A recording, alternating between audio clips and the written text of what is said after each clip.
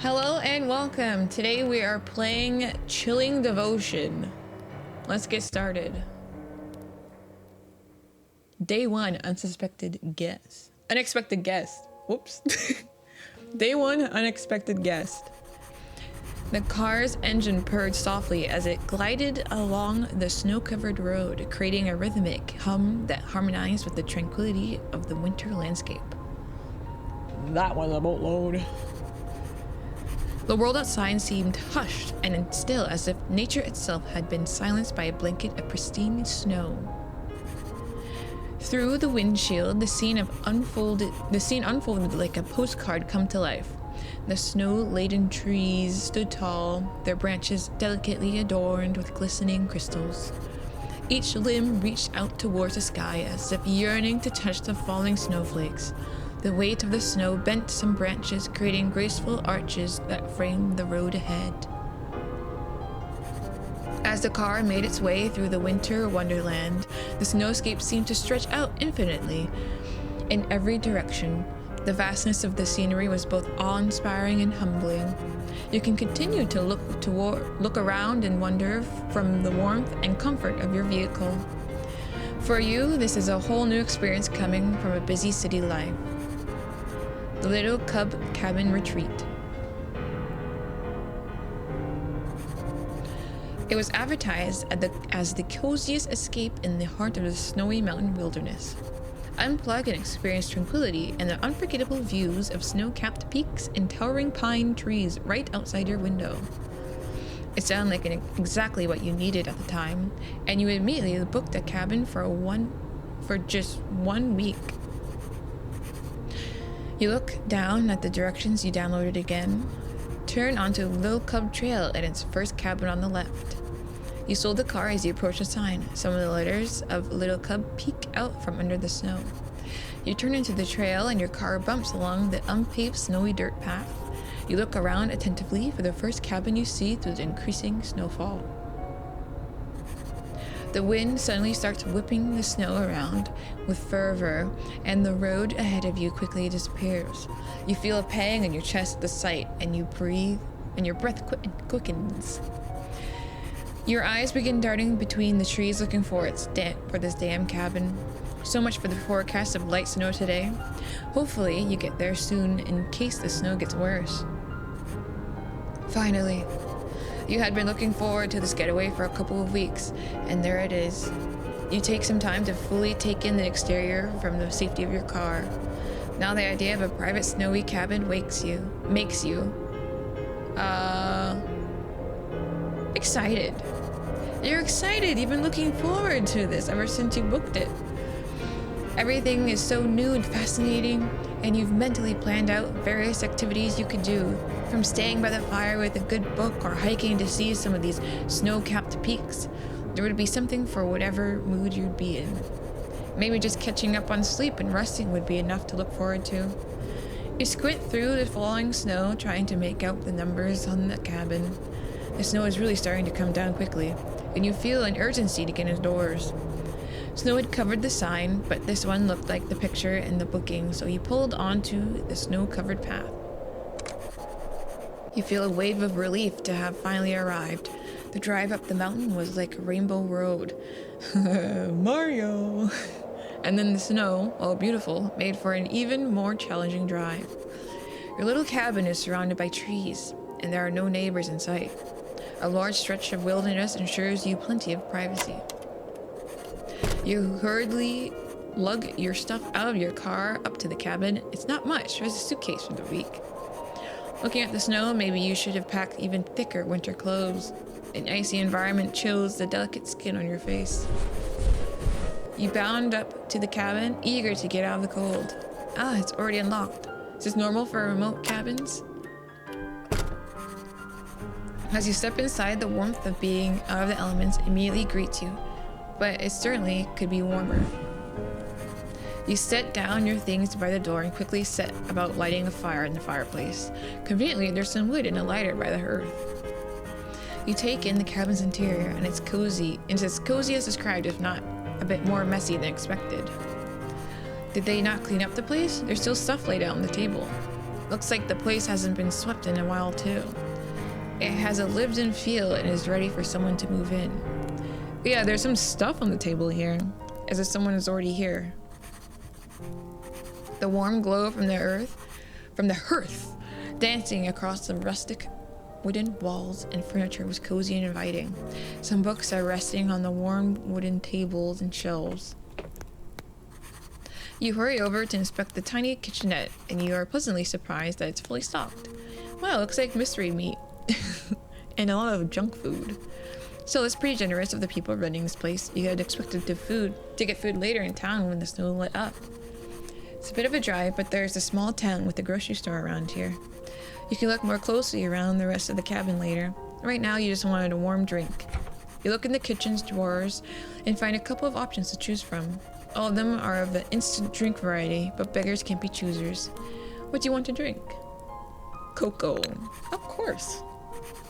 You grab a packet for an instant hot cocoa. Then you find a pot and start to heat some water on the gas stove. It's been a while since you've used one of those. You check on your phone and there's no signal. You do spot a landline on the countertop if you need to call anyone. Been a while since you've seen one of those too. Another reminder for how far from civilization you are. It's not even that far from civilization. It's just a phone. It's only been like maybe like a 10 plus years since people really use those landlines, but people actually still have those. What are you think this is medieval? The pot of water simmers in the stove and you pour some into a cup of your hot cocoa. The smell of hot cocoa fills the room and the warmth from the cup warms your frozen hands.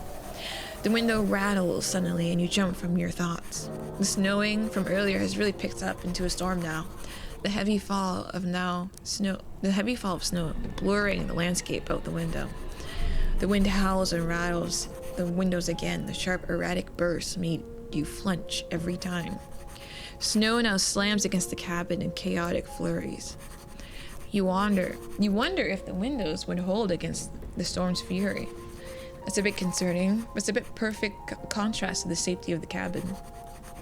The cabin was a small sanctuary that was holding back the icy wilderness beyond its walls. Luckily, you have food here, and made it before the weather took a turn for the worse. Snowed in or not, you were planning on bunkering down here initially anyway. Just as you started settling in near the hearth with your hot drink, there is a knocking at the door. You snap your head towards the sound. You feel your heart racing with fear. You weren't expecting anyone, and the thought of a stranger out here in the middle of nowhere during a snowstorm sent a shiver down your spine. But maybe it was the cabin host or someone that needed help. You set down your drink on the table gently and look toward the door. What will you do now? Who is it?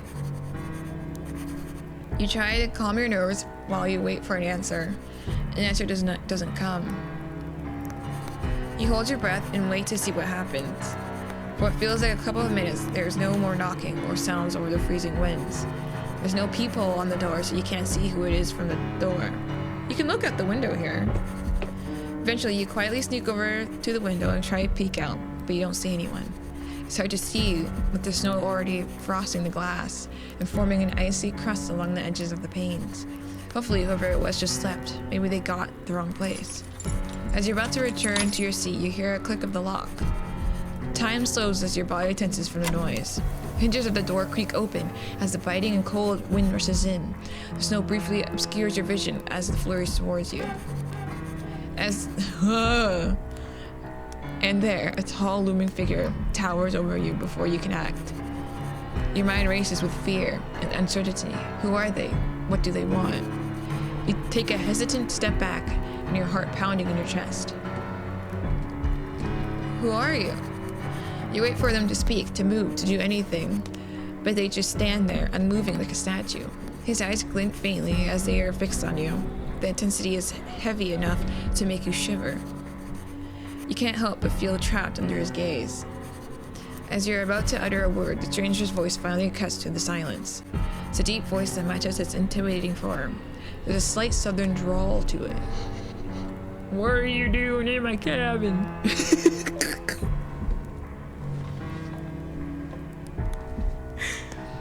What are you doing in my house? That's what he sounds like. Huh?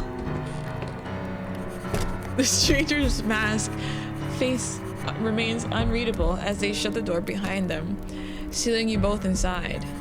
The stranger pulls down his mask to reveal his face. He begins dusting off the snow from his clothes and goes to hang up his overcoat by the door naturally. I'm Jim. This is my place. You stare speechlessly at his casual statement as if he's not aware of the scare he just gave you. What's your name? Sorry. Well, let me move my, okay, I'll move here. What's your name? He says. Tell him your name. I'm Soggy. Soggy. There's an awkward beat before he gestures for you to take a seat by the fireplace. Sit down, I guess. You stiffly follow his suggestion and sit down in a chair with a creak. He takes off his hat and dusts off the snow before following you and taking a seat as well. You're both sitting by the hearth now that after your misunderstanding, you feel a mixture of adrenaline and embarrassment. I'm real sorry about before. It's okay, it's just a misunderstanding. Wait, why did you knock on your own door and didn't say anything earlier? Jim looks away guiltily and then hurriedly explains himself. I saw your car and I was trying not to scare you, just trying to let you know I'm here. And then I saw you and I got nervous. This guy did all of that because he got nervous? You're taken aback by the contrast of the man in front of you and your first impression of him. Besides that, you're still confused about how all this happened. Jim thinks for a moment and speaks more quietly because of all the self-consciousness about how his voice sounds. His voice still comes out as a low rumble. Were you trying to go to that tiny bear house? You mean the little cub cabin? Then yes. Right, you went way too far down the trail then. Probably missed it with all the snow and pines. Easy to happen when the snow gets like this. Your face burned with embarrassment as your mistake and the whole misunderstanding. So much for relaxing getaway. That makes sense. An awkward silence stretches between you until Jim until Jim speaks up again. Am I covering him now? What? Okay, there we go. I think the storm will pass in a couple of days. You can stay here until then.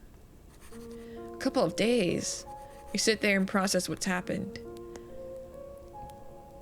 Thank you so much. Jim nods and a small smile tugging at the corner of his lips. As if you have a choice, but now you feel even more grateful after inconveniencing your cabin neighbor. At least he seemed to be nonchalant about the whole situation. It can get lonely out here sometimes. Haven't had company in a long time. You nod back, feeling a bit more at ease now that you know that he's not some deranged stranger. If anything, you're the stranger in his house, and yet he's being so welcoming. Jim moves to stand up and start.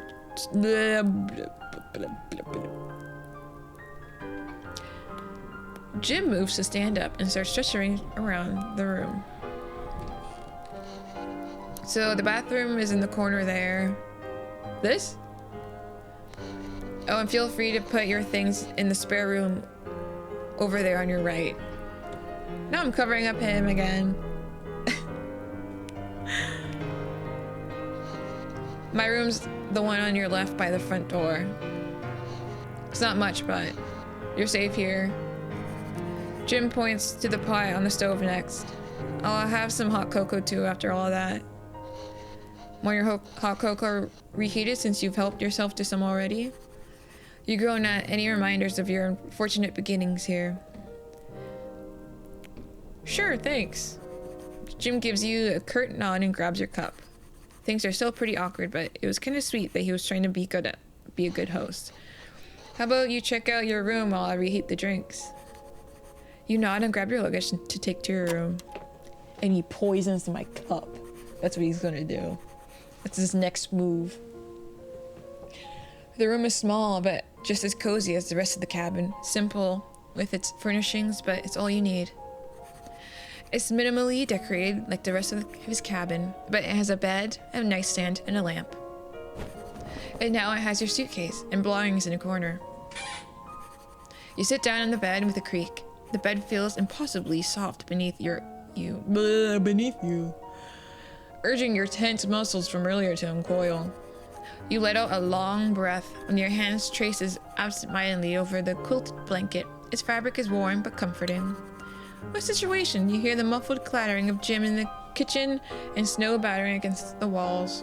It was not what you expected at all, and you wonder how it'll go. Your hot cocoa is ready. Jim's voice from the other room pulls you from your thoughts, and you get up to join him. You sit across from Jim as he hands you a reheated hot cocoa. Jim cradles his own mug in his hands, savoring its warmth before taking little sips. His posture is more relaxed, but seems a bit shy. You get a better look at him now that things are a little less tense. His pale hair is damp and disheveled from the snowstorm. He keeps it pretty long. His eyes flick to you occasionally before glancing back down at his drink. Sorry, I'm not used to having company, I guess. What do you do? Ask if you'd like to talk or stay silent. Ask him some questions. So...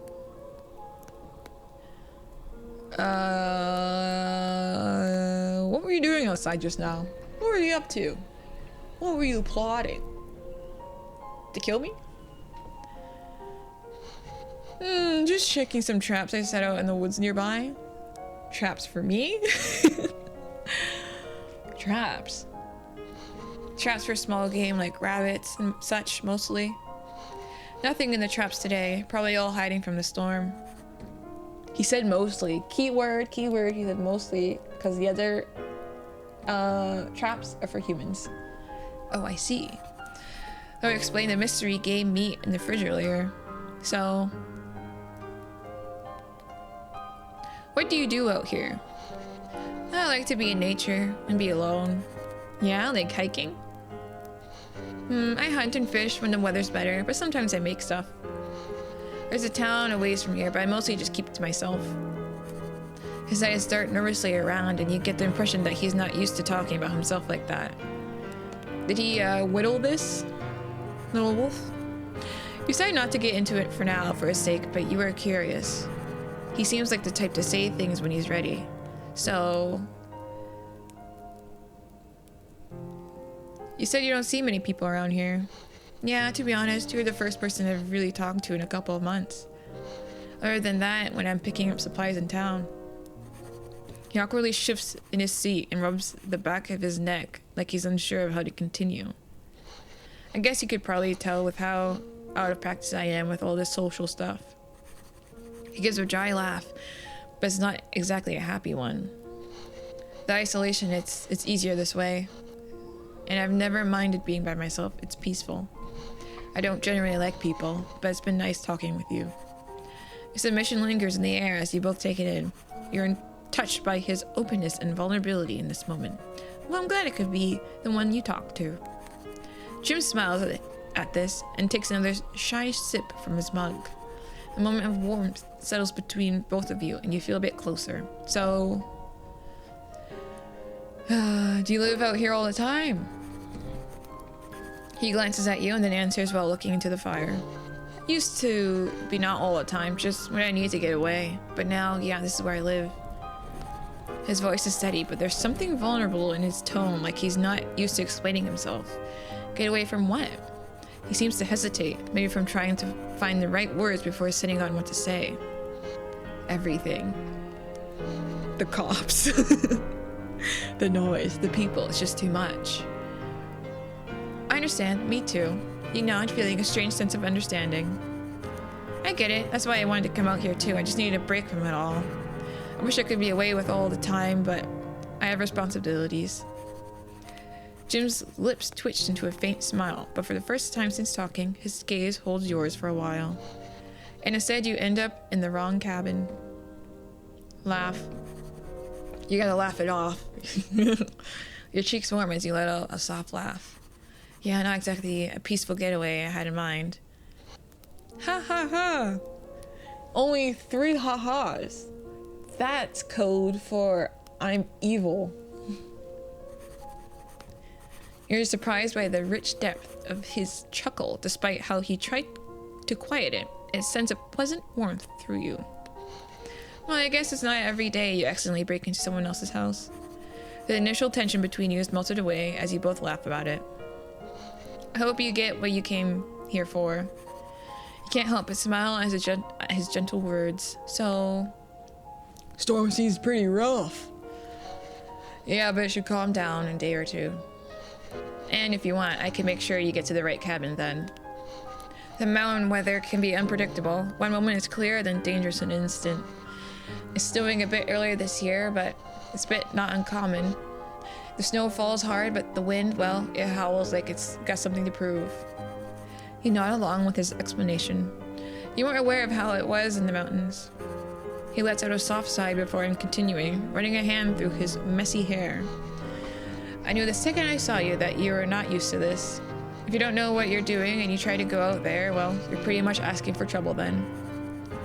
You notice a shift in his tone when talking about the storm. There's something protective about it. Like he's trying to prepare you, or maybe even shield you from the wilderness of the mountain. Just wait it out. Don't venture out if you don't have to.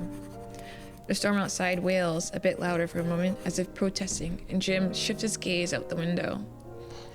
I've been stuck in here before. You just get used to it, and then it's not so bad. You take in his words, you get the impression that he's used to navigating the chaos of the mountain, and with him, maybe you could too. So, you're done asking questions. You both finish up the rest of your drinks in silence. Jim asks you and finally asks you a question himself. So, how are you feeling about being stuck here? He quickly looks away again while anticipating your answer. He has a complicated look on his face. You wonder why that is. He is a hard man to read. You get here so far, but look forward to leaving. You can't wait to leave and get away from this guy. You would like to stay here longer, heart. Me personally, I'm not even feeling that. You don't want to say anything for now. You like it here so far, but look forward to leaving. Yeah, you like it here so far, but like we're looking forward to our actual vacation, right? I appreciate all that you've done for me, but I like to get to where I'm supposed to be as soon as I can. I see, of course, that makes sense. You are grateful for the shelter and how helpful Jim has been. You'll be happy to get along with Jim while you're here and go your separate ways when possible. You did come here for a private cabin getaway after all. Jim looks back into the flickering embers of the fire and seems to be weighing your response in his head. You wonder what he's thinking, but can't bring yourself to interpret his thoughts. You ultimately look into the fire too. The dancing flames lull you into a trance as your mind wanders. The time flows as the sun disappears from the sky and you both are left with a dying fire. At some point you find yourself watching him. His features are softer in the firelight, warmer too than before. He looks much more friendly now that he's taken off his outerwear and is relaxing in his more casual outfit. He doesn't seem to talk much, but his voice carries a quiet intensity like every word matters. He glances at you and catches you staring. You quickly look down at your empty mug, feeling the heat rise in your face from being caught. He doesn't say anything at first, but you now feel him observing you back. What? You just met this person. This is the most creepy thing you could say to someone you just met. Hey. I broke into your house. I am stuck here with you for 2 days in a storm, and I'm gonna start off the day by making it awkward as hell by saying these 2 things.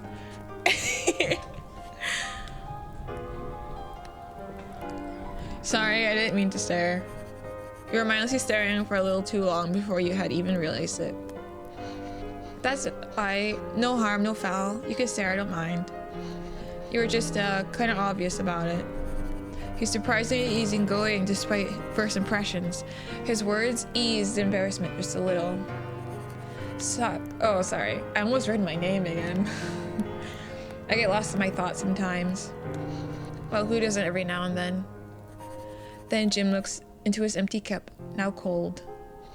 Well, I think I'll call it a night. Jim gets up and holds out his hand to take my empty mug from you two. What? Huh? Jim gets up and holds out a hand to take my empty mug from you. What? My mug, you. Sorry. Jim gets up and holds out a hand to take my mug from you. Sorry, that's like messing with my brain. Jim gets up and holds out a hand to take out my empty mug from you two, trying to be a gracious host to you. I don't know why that was messing with my brain. You give him your cup too, and his lips curve into a small smile. He walks to the kitchen and places both of your mugs in a tiny sink there with a clink. Then Jim goes over to the hearth and puts out the rest of the fire before heading to his room. You get up and walk over to your room. You peer out to Jim, closing the door to your room. Jim lingers by his door and glances back at you. Okay, well, good night, Soggy. You know what? I'll do another playthrough of this, and I'm gonna choose all these creepy options. Good night, Jim. You say your good nights and you go your respective rooms. Your door creaks as you close it all the way, and you turn towards what will be your room for the next couple days. That was much nicer than how your first meeting started. Jim's not so bad so far. Maybe it wouldn't be so bad getting to know each other more. You change into your sleeping clothes and jump under the covers for warmth. The storm is still raging outside as much as it was earlier. You start to relax, and soon the storm outside starts to sound like a white noise. The events of the day are taking their toll on you. Before you arrived, you were feeling excited. Now, after everything that has happened, you feel attraction. Let's stay grateful, because we don't know if she's killing us. You're grateful for this cabin and Jim's hospitality so far. Things could have gone a lot worse, all things considered. As you think about how you feel, you drift off to sleep wondering what the rest of the week has in store for you.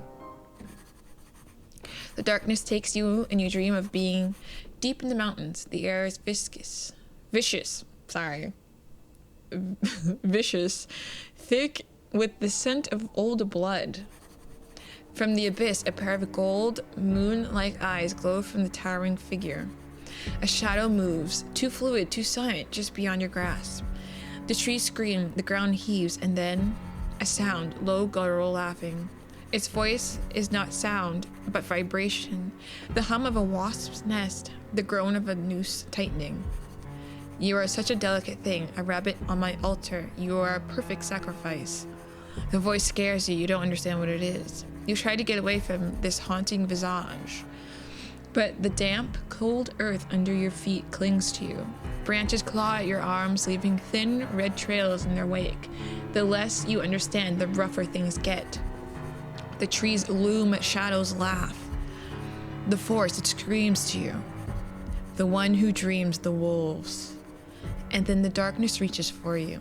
The voice calls to you once more. I'll let the whelp have you, just for a little while.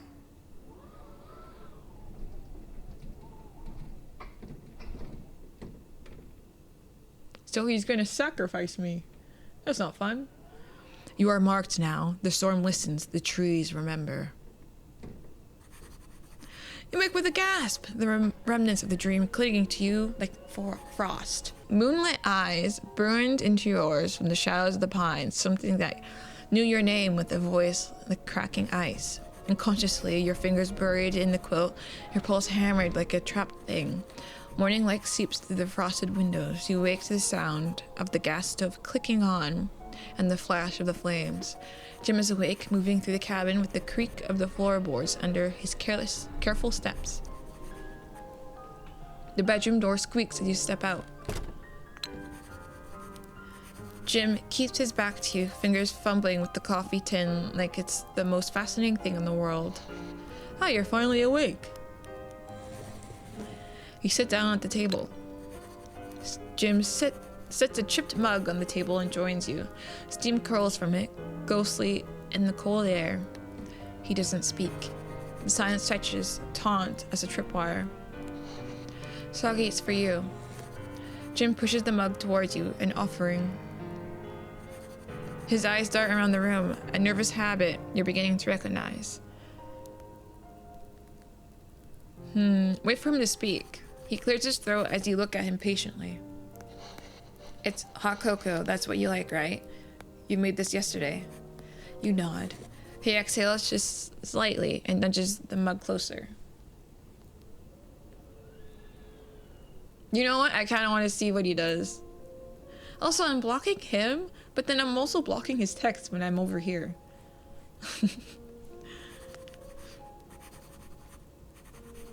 The drink inside is hot cocoa, hot and fragrant, exactly as you like it. The scent wraps around you, warm and familiar.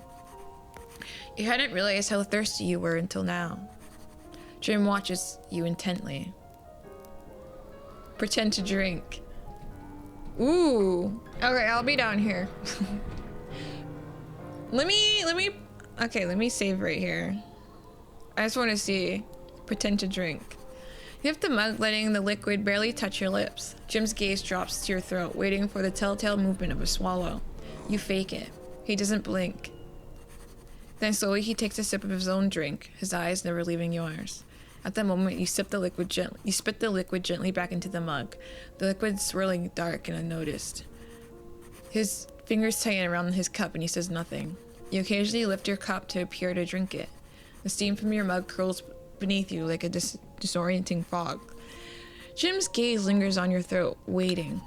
When you set the mug down, his eyes narrow just for a second before he reaches for it. Too hot?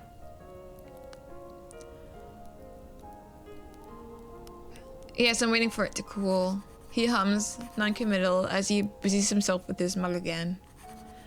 The mug sits between you awkwardly, the steam becoming as cold as the air between you. He takes the abandoned mug roughly, and the mug disappears into the sink with a clatter. But the way he watches you now, he's like memorizing the shape of your distrust. Jim's face shudders. He sets his cold mug down with deliberate care, then retreats to his room without a word. The click of his door latch is deafening in the quiet cabin. You're alone for now. The snowstorm howls outside, relentless. Jim's silent retreat to his room leaves you standing alone in the dim cabin, the air thick with unspoken tension. Okay, can I save here real quick? And then let me load the... Yeah, I just saved. What if I drink it? You take a sip from the mug and it's good, really good. You drink a big gulp before you even realize it. Jim's shoulders unclench, just a fraction. I'm glad you like it. Jim's posture softens. He watches you with something like gratitude, his fingers tapping an absent rhythm against the table. The steam from your mug curls between you like a disorienting fog. Jim watches, not the drink, not your hands, but the space where your lips will meet the rim. The silence stretches, charged with something unspoken. The warmth of your drink spreads through your chest, familiar and comforting. It's good, isn't it? How's the temperature? No, that's perfect. With pride barely hidden, a flicker of satisfaction crosses his face. He leans back in his chair, fingers drumming once against the table. I remembered how you take it. Oh, so you didn't poison it? Before you know it, you drink it all. Jim holds out his hand to take your mug and oblige. Then he busies himself with taking your mugs to the sink, but you catch the way his thumb rubs over the spot your lips just touched. Yo, Jim. Relax, buddy. Like, what are you doing?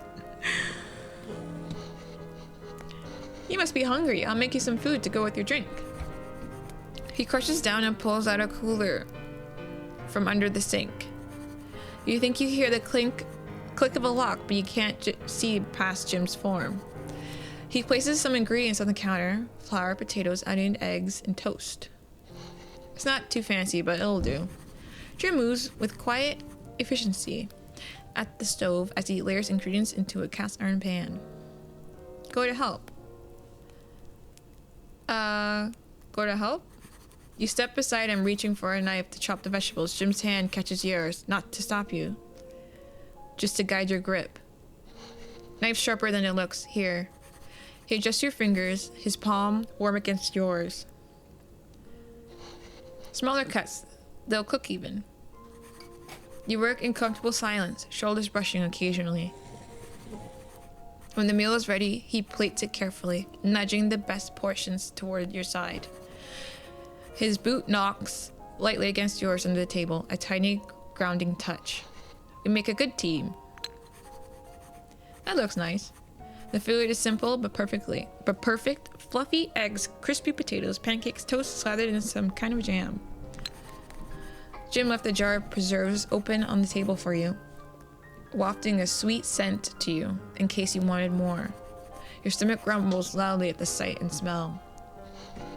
Good, you have an appetite. Go on and dig in.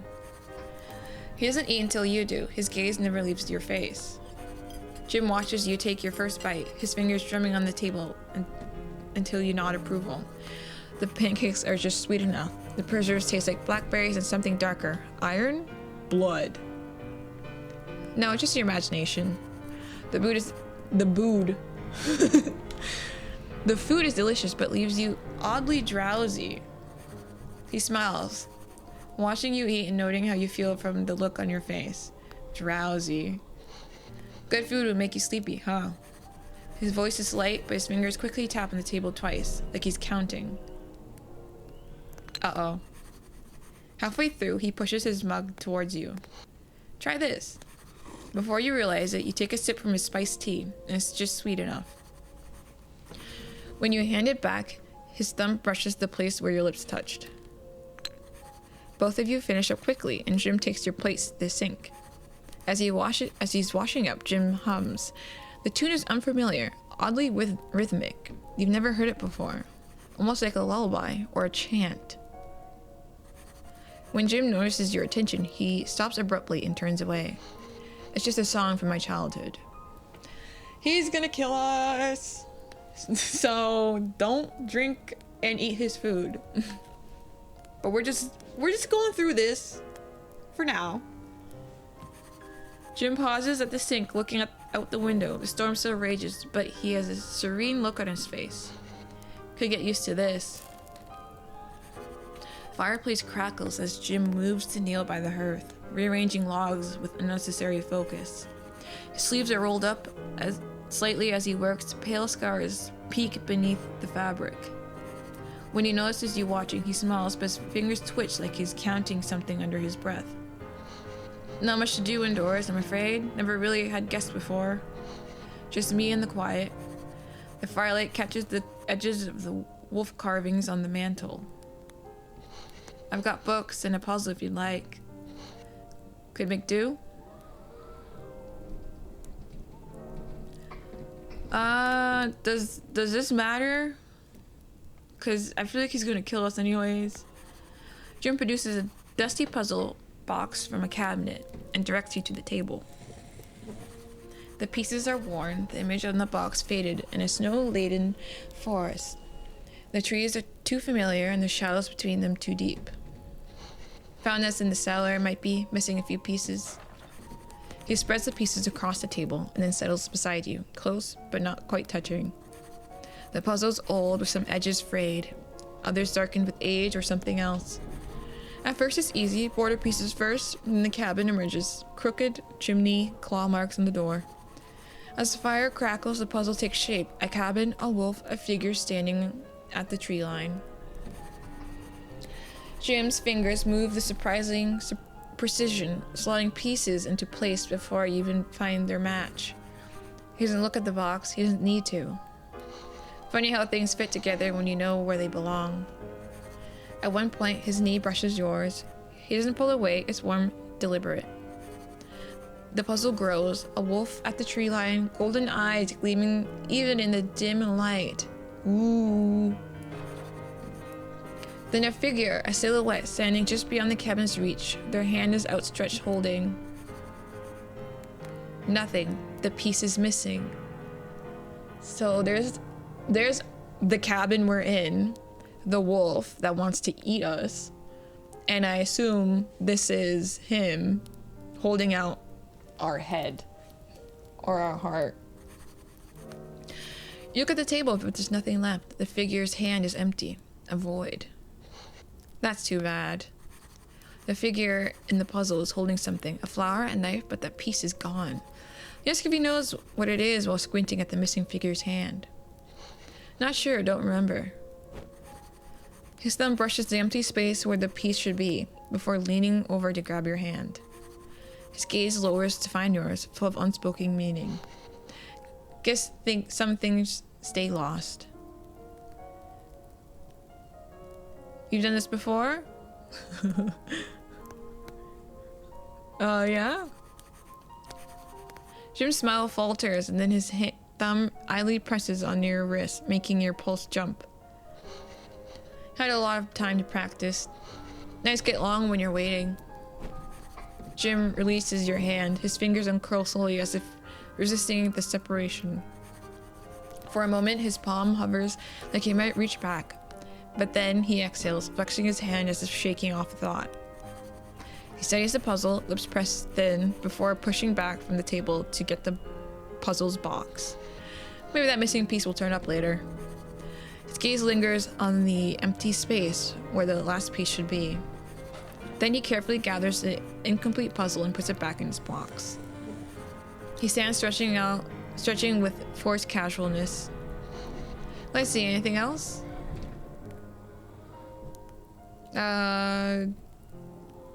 you have any novels? Jim's smile flickers as he goes over to a small bookcase. He runs a finger along the bookshelf, hesitating over titles like Folk Remedies of the Valley and Surviving the Wilds. Most of these are not exactly your light reading. He plucks a battered novel with a pressed flower bookmark. But this one's okay. Romance, well, sort of. He hands you the book and the flower to look at. The flower feels a bit chilly in your hand. Your imagination? The cover is faded, but you catch the title, The Hare in the Hollow. You flip it open to chapter 12, The First Snow. There are handwritten notes crowding the margins. Liars. Promise don't trust the moon. What? Okay, chapter 12, The First Snow. Vespera had always been told that the hollow was a cursed, evil place. She shivered as the memories returned to her like a vision when they first met. The villagers whispered of it in hushed tones, their voices tinged with something between reverence and fear. They said the trees there grew crooked from the weight of all the secrets they swallowed, and their roots tangled from around the bones of things best left unspoken. But when she stumbled upon Bjarn in the deep heart of the hollow, his dark coat dusted with snow, his hands cupped around a wounded hare, she wondered if the woods had been waiting for her after all. Jim sees what you're looking at and reaches to take it back, flustered. Maybe not that one. How about you pick something yourself? You approach the small, sparse bookcase and read the titles as you run your fingers along the spines. Wilderness survival, edible plants, the history of not dying. Seriously.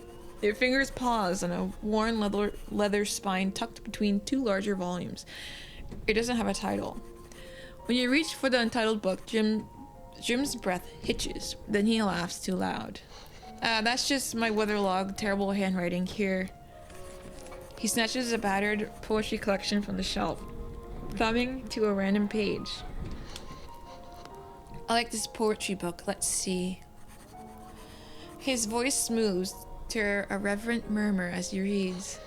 The moon's bride forgets their name, their fingers rooted in his ribs. He stops abruptly, Snapping the book shut, the fire pops. His smile doesn't reach his eyes. Maybe let's do something else. The poetry book lies forgotten between you, and you suddenly realize that the pressed flower bookmark is still in your palm. It feels oddly cool against your skin. Jim catches you looking at the flower and gazes at you expectantly. Keep it? You press the petal into your palm, its coolness seeping into your skin like ink in water. The veins beneath your wrist darken for a fleeting second as if... or was it a trick of the firefly? You gently tuck into your pocket. Jim's breath stills, he leans forward, voice feather-light but intent. Why did you keep it? His gaze fixes on your pocket where the flower sits. Did it feel like it was yours? It feels familiar. It's a pretty flower. I don't know. It's a pretty flower. His smile stays, but his fingers dig into his knees for a heartbeat before relaxing. What? It is a pretty thing, isn't it? It can be. Jim turns his attention to the fire and it dims. The cabin feels smaller. Funny how ordinary things can cling, like they're waiting for you to understand them. You absentmindedly touch the flower in your pocket, yet chill lingers on your palm. And what now? Just talk? Jim freezes for a beat, then laughs, a strange, breathy sound. You go to sit by the fireplace. He sits too close, knees bumping yours. Talk, right, sure, what about? He toys with his sleeve, tugging it down, as if he thinks about what to say next. You ask about the carvings. Jim's shoulders relax too much as he lifts the large wolf from the mantle. He runs a thumb along the wolf's spine, where the grain splits like an old wound. Started whittling after I left home, kept my hands busy. Funny thing, the wood carries a lot of memories. He leans in and hands it to you, pressing the carving into your palm. His fingers linger, too warm. Tell me something you remember. Doesn't matter what. Something true. His thumb presses your wrist. For a second, the pulse you feel isn't yours. Oh, does this matter? Okay, let me save this. I had a nightmare last night. Jim goes very still. The shadows behind him sway. I'm sorry about that. But dreams can just be dreams, not real. Jim's expression softens. His thumb traces your wrist like he's counting your pulse. Sometimes, though, I think dreams are doors. You ought to be careful what you invite in. He seems to catch himself clearing his throat awkwardly. His fingers finally uncurled around your wrist as he got up. Anything else you want to do? Go back to your room. You mentioned heading to your room and Jim stills, thinking. Jim smiles, satisfied with how you spent your day. He leans back, remembering all the things you've done together with a slow, cat-like satisfaction. Knew you'd be good at this. Knew it. Guess we've done all I could for now. I'll come get you when it's dinner time. Get some rest for now. You head back to your room for now, the door clicking closed behind you. The sound is soft, final. You sit on the edge of the bed, the weight of the day pressing into your shoulders like hands. You stare out the frost-veined glass. The storm still rages, snow piling and drifts against the pane. Your breath fogs. Your breath fogs the cold surface. Your breath evens out, fogging the glass in rhythmic pulses. Without realizing, you trace the same looping pattern Jim uses to stir his coffee into the glass. You're feeling more accepting of your situation, or maybe resigned is a better word. The snow no longer looks threatening. There's an inevitable, like the turn of the seasons. Think about what you've seen. The wind howls outside as you lie stiffly beneath the quilt, staring at the ceiling. You reflect on what you've seen today, the first day staying in the cabin with Jim. Your palm tingles where the petals touched you, a phantom chill that won't fade. You press your hand to the mattress, but the cold lingers like a brand. The flower was too cold, too perfect. Jim's voice, low, satisfied, replays in your skull. The flower rests heavy in your pocket. It's a natural chill seeping through the fabric. Perhaps it's just a chilly draft. You can still picture the way the puzzle pieces had to fit together under Jim's sure hands.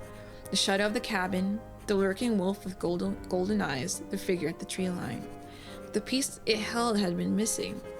Now, in the quiet of your room, the memory nagged at you.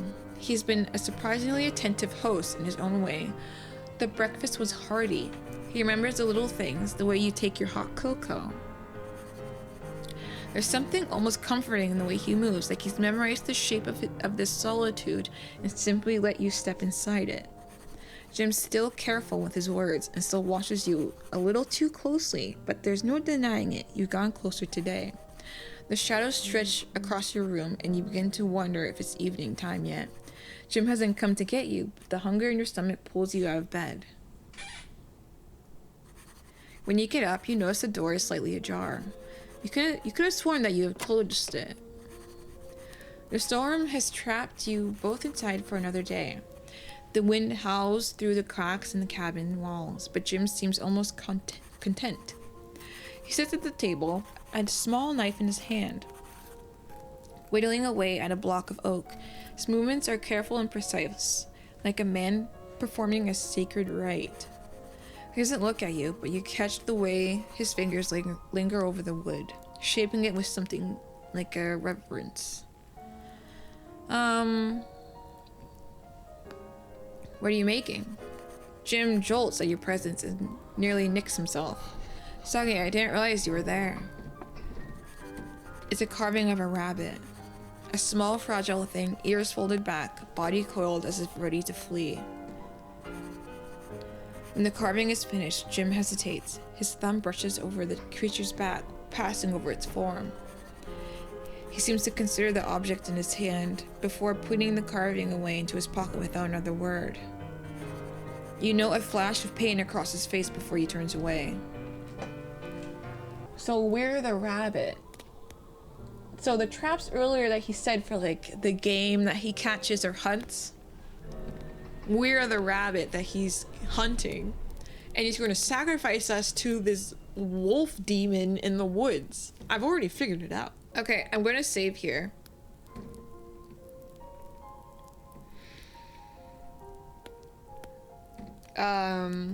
Stop him. Jim freezes, his fingers tightening around the carving. When he turns back, his gaze is searching, wary, but there's a fragile hope there too. Like he's bracing for rejection. Do you want it? Oh. Let's accept it and wear it. Let's go for it. I want to see something crazy. You trace the carving with your fingertips and you want it around your throat. Your hand slowly curls around the necklace that Jim placed on you with acceptance. The first thing you notice is the cord around your neck is tight. A collar is disguised as jewelry. The thin leather knotted snug around your throat is not enough to choke, but enough to make you always feel it there. The wood is smooth, almost too delicate, like it might splinter if gripped too hard. Jim's eyes burn in the dim light at the sight of you, breath shallow. I knew it would suit you. He shifts closer, his knee brushing yours as he reaches out to adjust the carving. His touch lingers, warm, callous fingers tracing the curve of the carvings back alongside your skin. You, fit you better than I thought it would. There's a weight to the words, something deeper than just the carving. And then he kills us. He starts pacing around the room, looking at the fire, peering at the walls. He's stalling. You can tell by the way his shoulders stay tense, the way his gaze keeps flickering back to you. Finally, he exhales, running a hand through his hair. I'll have to make you more things if you like it. When he starts to retreat to his room, his steps are lighter than usual. I'll see you soon. Night. He strides into his room without another word. Without nothing else to do, you head back to your room. I thought you were hungry, dude. The bed creaks as you settle in, the blanket's too stiff, the air too still. You try to sleep, but it comes in a shallow waves. What happened to eating something? We were hungry. Each time you start to drift to sleep, the shadows at the edges of the room seem to shift just slightly. A thud, a muffled curse, the creak of floorboards bearing weight. The cabin is too quiet for the sound to be anything but deliberate. You sit up. A sliver of light bleeds under your door. Someone's still awake. You are drawn to the noise and venture out of your room. Night falls heavy over the cabin, the fire reduced to embers. The wind has quieted, but the silence is worse, thick with unsaid words. Jim stands by the window, his back to you, fingers absently, tracing the edge of the wood-carving knife. You can see the tension in his shoulders, the way his breath fogs the glass in uneven bursts. He knows you're watching. He always knows. Well, he knows I'm here, so... Jim? A shudder runs through him when you call out to him. For a long moment, he doesn't move. Then slowly, he sets the carving knife away and turns to face you. When Jim turns to face you, the moonlight paints his face in blue and shadow, his eyes dark, unreadable. There's something raw in his expression, something hungry and hesitant all at once. Couldn't sleep. But you should be asleep. His voice is rough. Raw.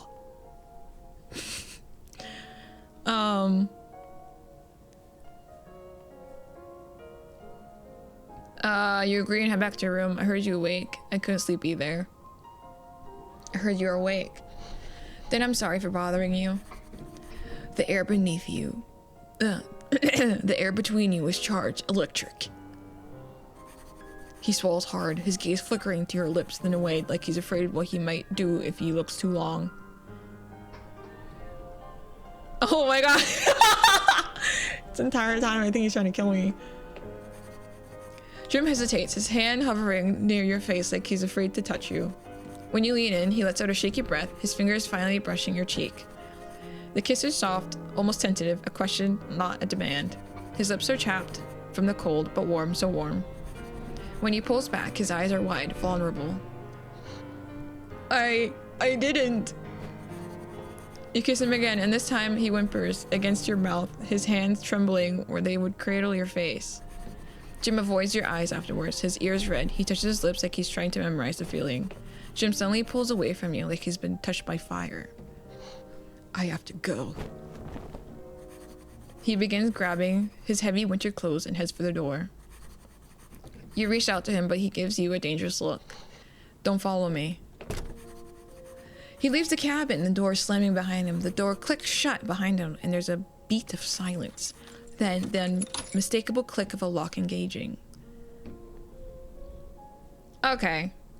I want to know what the fuck you up there, what you doing? You're reaching for the door before you realize that the handle is cold under your palm, the metal biting into your skin as you twist it. It doesn't budge. Pound the door. You rattle it harder, throwing your weight against the wood. Nothing. The door doesn't even shake in its frame. It's solid, stubborn, like the trees outside that spent decades digging their roots deep into the earth. Look out the window. Through the window, you see Jim's retreating figure, his shoulders hunched against the wind and snow. It looks like he's holding something. He doesn't look back. Look at the door. It's a double-sided deadbolt. Jim has locked you in the cabin for the night. I guess we go back to bed. You hear distant axe hitting wood outside, over and over and over. The night stretches on. Jim's touch lingers like a brand. And Jim seems to have no intention of returning tonight. With nothing else to do, you head back to your room. You lay back down in your bed, filled with thoughts of Jim, but your eyes grow heavy with sleep. The storm murmurs against the windows, a lullaby of wind and creaking wood. You drift into sleep, and the dream comes like a whisper.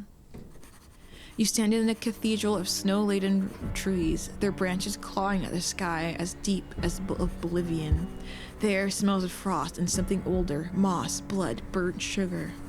The carving around your neck tightens and drives you forward. Before you is a path of white flowers, like piles of snowfall. Their silver veins pulse in time with your heartbeat. One brushes your ankle, familiar, possessive. You don't recall their name, yet your tongue forms the shape of it anyway. Moon petals, is that what they're called? How do you know? There are wolf tracks, deep, deliberate. They lead you forward without a choice, the trees seemingly curving into you and pulling you in. Something moves in the dark. Not a wolf, not a man, a shape with too many joints. Is it Slender Man? A shadow stretching farther than the light should allow. As those eyes, they glow impossibly bright, drinking up the shadows. A voice hums. Jim's voice? No, deeper. It curls through the trees in fragments. What do you have, rabbit? Your palm grows heavy. You unclench your fist to reveal. It's a moon petal, now fully bloomed. Its center is a perfect black pupil. Its mouth doesn't move. The words bloom from behind your ribs. The cage is beautiful because it was built just for you. Won't you sing for him? The figure laughs, and the sound is Jim's, warped, delighted. The flower roots into your skin. It doesn't hurt, that's worse. Stay a little longer. I've been starved for you for so long. Thank you for playing day 2. Let me know what you think so far on the itch.io page. Wait, that was really good. Yeah, there's only like 2 days available so far. But I think that was really fun. That was really fun. That was a really cool story so far. Jim is definitely going to kill us, sacrifice us to a wolf demon. I can see it from a mile away. Yeah, that was really cool. 10 out of 10.